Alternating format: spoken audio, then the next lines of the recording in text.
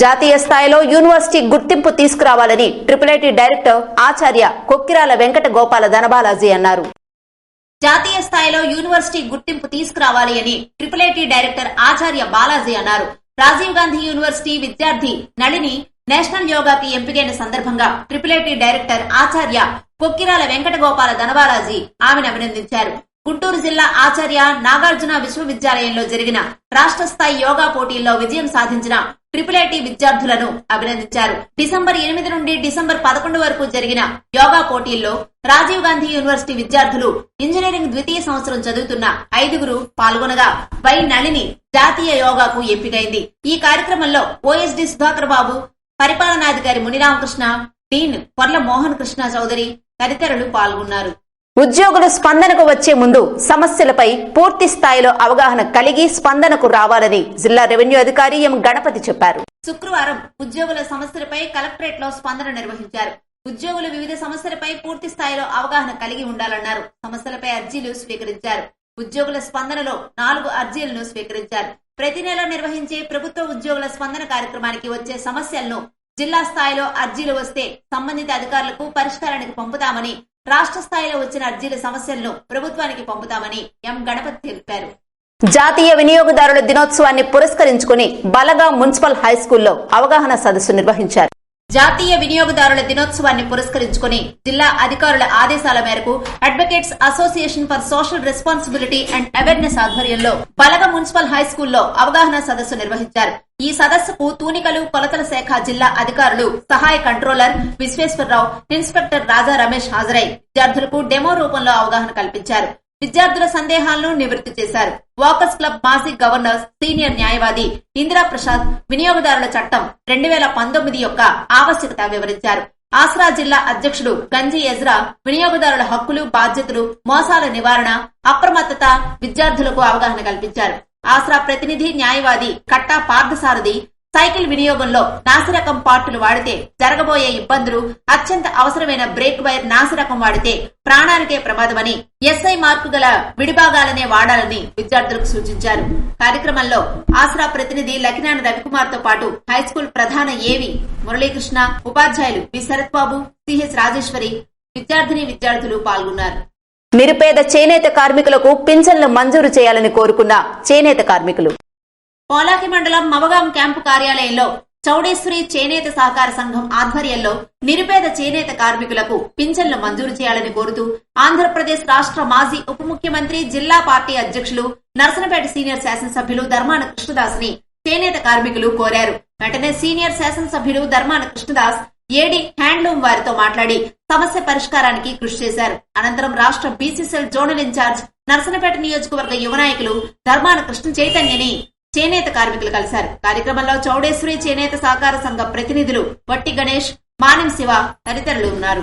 యువగళం పాదయాత్ర ముగింపు సభని విజయవంతం చేయండి అని ఎంజీఆర్ పిలుపునిచ్చారు. పాతపట్నం నియోజకవర్గ తెలుగుదేశం పార్టీ సీనియర్ నాయకులు, ప్రముఖ సామాజికవేత్త మామిడి గోవిందరావు ఆధ్వర్యంలో ఎంజీఆర్ నియోజకవర్గ కేంద్ర కార్యాలయంలో నిర్వహించిన నియోజకవర్గ విస్తృత స్థాయి సమావేశంలో ఎంజీఆర్ మాట్లాడుతూ ఈ నెల 20వ తేదీన తెలుగుదేశం పార్టీ జాతీయ ప్రధాన కార్యదర్శి నారా లోకేష్ బాబు యువగళం పాదయాత్ర ముగింపు సభ మరియు ఎన్నికల శంఖారావం సభకు అధిక సంఖ్యలో తెలుగుదేశం పార్టీ నాయకులు, కార్యకర్తలు పాల్గొని విజయవంతం చేయాలని పాతపట్నం నియోజకవర్గ ప్రజలకు పిలుపునిచ్చారు. ఆయనతో పాటు పాతపట్నం టీడీపీ మండల అధ్యక్షులు పైల బాబ్జీ, తిరుమండలం టీడీపీ మండల అధ్యక్షులు యాళ్ల నాగేశ్వరరావు, ఎల్లంపేట మాజీ టీడీపీ మండల అధ్యక్షులు వెలమల గోవిందరావు, కొత్తూరు మాజీ టీడీపీ మండల అధ్యక్షులు ఎద్దుదాసు తదితరులు ఈ కార్యక్రమంలో పాల్గొన్నారు. సారవకోట మండలం వాండ్రాయి సచివాలయం పరిధి వాండ్రాయి గ్రామంలో ఆంధ్రప్రదేశ్ కి జగనే ఎందుకు కావాలంటే కార్యక్రమాన్ని నిర్వహించారు. ఆంధ్రప్రదేశ్ రాష్ట్రానికి ముఖ్యమంత్రిగా జగనే ఎందుకు కావాలంటే కార్యక్రమానికి ముఖ్య అతిథిగా రాష్ట్ర బీసీసీఎల్ జోనల్ ఇన్ఛార్జ్, నర్సనపేట నియోజకవర్గ యువ నాయకులు ధర్మాన కృష్ణ చైతన్య హాజరయ్యారు. ఈ సందర్భంగా గ్రామంలో పార్టీ జెండాను ఎగరవేశారు. అలాగే సచివాలయం పరిధిలో లబ్దిదారులకు సంక్షేమ పథకాల వివరాల బోర్డును ఆవిష్కరించారు. కార్యక్రమంలో మండల పార్టీ అధ్యక్షులు వరుదు వంశీకృష్ణ, పీఎస్సీఎస్ అధ్యక్షులు Gollangi Venkatrao, market committee vice chairman Bongu Kondayya తదితరులు పాల్గొన్నారు. రాష్ట్ర ప్రభుత్వం అంగన్వాడీ కేంద్రాలపై చేస్తున్న దాడులను ఖండిస్తూ సంతకవటి తహసీల్దార్ కార్యాలయం వద్ద ధర్నా నిర్వహించారు.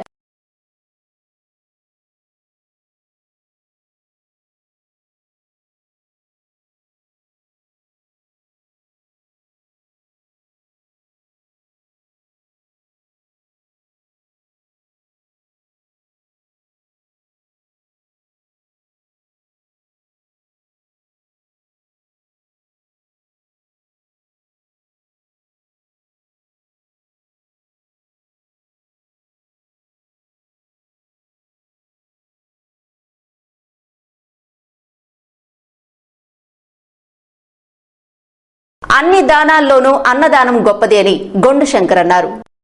అన్ని దానాల్లోనూ అన్నదానం గొప్పదని, అన్నార్తుల కోసమే అన్నా క్యాంటీన్ ఏర్పాటు చేసి పేదల ఆకలి తీరుస్తామని టీడీపీ నియోజకవర్గ యువ నాయకులు, ఉమ్మడి శ్రీకాకుళం జిల్లా సర్పంచుల సంఘ అధ్యక్షులు గొండు శంకర్ అన్నారు. గొండు శంకర్ ఆధ్వర్యంలో నడుస్తున్న అన్నా క్యాంటీన్ శుక్రవారం 240వ రోజుకు కొనసాగించారు. అలాగే పాత బస్టాండ్ లో 240వ రోజు కూడా అన్నా క్యాంటీన్ నిర్వహించారు. అలాగే మొబైల్ వ్యాన్ల ద్వారా నగరంలో పలు చోట్ల పేదలకు, నిరాశ్రయులకు భోజనాలు అందజేశారు. ఈ సందర్భంగా గొండు శంకర్ మాట్లాడుతూ, పేద, బడుగు, బలహీన వర్గాల పార్టీ తెలుగుదేశం పార్టీ అని, మళ్లీ తెలుగుదేశం ప్రభుత్వం 2024లో అధికారంలోకి వస్తుందన్నారు. 2024లో ముఖ్యమంత్రిగా నారా చంద్రబాబు నాయుడు మరలా అన్నా క్యాంటీన్ల ద్వారా ప్రతిరోజు జిల్లాలో వేలాది మంది కడుపు నింపుకునేవారని గుర్తు చేశారు. చంద్రబాబు నాయుడు మరలా ముఖ్యమంత్రిగా రాష్ట్రంలో అన్ని వర్గాల ప్రజలకు అనుకూలమైన పాలన అందిస్తారని, నేటి వైసీపీ పాలనలో రాష్ట్రంలో పెరిగిన నిత్యావసర ధరలతో పేదల, సామాన్యుల బతుకులు చిన్నాభిన్నమయ్యాయని ఆవేదన వ్యక్తం చేశారు. సుమారు 550 మంది అన్నార్తులు భోజనాలు చేశారు. కార్యక్రమంలో మోహన్, నరసింహ, ఆనంద్, కిషోర్, ముత్యాలమ్మ తదితరులు పాల్గొన్నారు. అనకాపల్లి చేరుకున్న నారా లోకేష్ బాబు యువగళం పాదయాత్ర. నారా లోకేష్ బాబు చేపట్టిన యువగళం పాదయాత్ర అనకాపల్లి చేరుకోవడంతో శ్రీకాకుళం నియోజకవర్గ తెలుగుదేశం పార్టీ యువ నాయకులు గొండు శంకర్ లోకేష్ బాబును మర్యాదపూర్వకంగా కలుసుకున్నారు. తెలుగుదేశం పార్టీ రాబోయే ఎన్నికల్లో మళ్లీ అధికారం సాధిస్తుందని, ప్రజల్లో పూర్తి స్థాయి విశ్వాసాన్ని పొందుతుందని దానికి ఉదాహరణ ఈ పాదయాత్రలో సమూహమే అని శంకర్ అన్నారు. తెలుగుదేశం పార్టీ జాతీయ కార్యదర్శి నారా లోకేష్ బాబుతో ఈ విధంగా పాదయాత్రలో పాల్గొనడం చాలా ఆనందంగా ఉందని, యువత రాబోయే ఎన్నికల్లో పూర్తి స్థాయి పాత్ర పోషిస్తుందని, దానికి భరోసాగా లోకేష్ పాదయాత్ర ఉదాహరణని అన్నారు.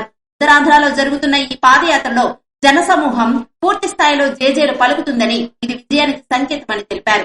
ఉత్తరాంధ్ర సమస్యలు లోకేష్ బాబు దృష్టికి తీసుకెళ్తున్నారని, తెలుగుదేశం పార్టీ ఆంధ్ర రాష్ట్రంలో అధికారంలో చేపట్టిన వెంటనే ఉత్తరాంధ్ర సమస్యల పరిష్కారానికి మార్గం లభిస్తుందని లోకేష్ తెలిపారని శంకర్ అన్నారు. లోకేష్ బాబు పాదయాత్రకు సంఘీభాగంగా ఈ రోజు శ్రీకాకుళం నియోజకవర్గం నుండి అందరూ నాయకులు, కార్యకర్తలు రావడం జరిగింది. ఎందుకంటే మరో 3 రోజుల్లో లోకేష్ బాబు గారి పాదయాత్ర దిగ్విజయంగా ముగుస్తున్న సందర్భంగా ఆయనకి ఇంకొకసారి అందరూ సంఘీభావం తెలిపి రేపు రాబోయే ఎలక్షన్లో పార్టీ విధి మోగించడానికి సిద్ధంగా ఉన్న సందర్భంలో ఆయనకి శుభాకాంక్షలు తెలియజేయడానికి కోసం వచ్చాం. జై జగన్నాథ కమిటీ ఆధ్వర్యంలో నిర్వహించిన హరే రామ హరే కృష్ణ అఖండనామ సంకీర్తన భజన కార్యక్రమంలో పాల్గొన్న భగ్గు రమణమూర్తి. శుక్రవారం నరసనపేట పట్టణం జట్టు కళాశీల యూనియన్ ఆఫీస్ వద్ద జై జగన్నాథ కమిటీ ఆధ్వర్యంలో నిర్వహించిన హరే రామ హరే కృష్ణ అఖండనామ సంకీర్తన కార్యక్రమంలో పాల్గొని మాజీ శాసనసభ్యులు ఇన్ఛార్జ్ భగ్గు రమణమూర్తి స్వామివారిని దర్శించుకున్నారు. ఆయనతో పాటు నరసనపేట పట్టణ నాయకులు బెవర రాము, జట్టు కళాశీ యూనియన్ ప్రెసిడెంట్ నేతింటి జనార్దన, బలగ ప్రహర్ష, బత్కాల సంతోషి తదితరులు పాల్గొన్నారు. ఇవి ఈనాటి వార్తలు. మరిన్ని వార్తలతో మళ్లీ కలుద్దాం. చూస్తూనే ఉండండి SS న్యూస్.